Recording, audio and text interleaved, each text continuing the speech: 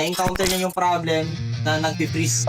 Featuring high-end Intel Core i9 processor.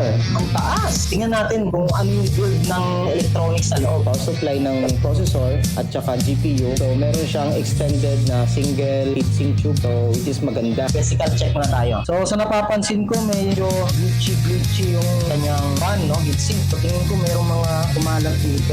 Meron nga. So, ayan. Yun, meron pa doon. Ay, kumalat nga. Ayun, oh. Ito yung exist ng liquid metal. So, mag-check ako dito at saka sa kabila dyan. So, papakita ko sa inyo na talagang nagpo-connect or talagang nag-transmit or conducted siya. So, ito na. 1, 2, 3. So, ayan.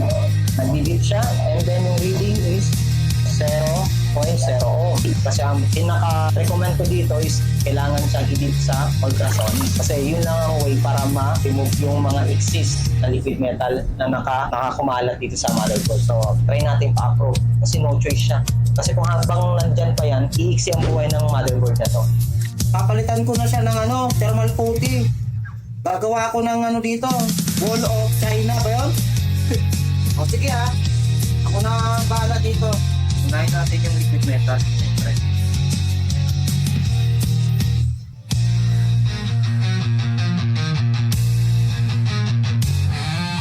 Makikita nyo, sobrang arte ako sa laptop sa paggawa. Kasi ako, alam ko yung pakiramdam ng isang user once na meron na silang laptop na pinito.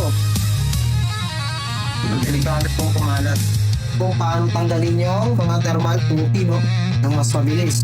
Maraming mga technician na ayaw ng ganito kasi napakahirap niya linisin. Malagtik siya. Pero huwag yung liquid metal. Medyo risky. Baka mamatay yung unit. Matanggal mo na yung thermal putty bago natin i-dip dito sa ultrasonic. So, i-dip na natin.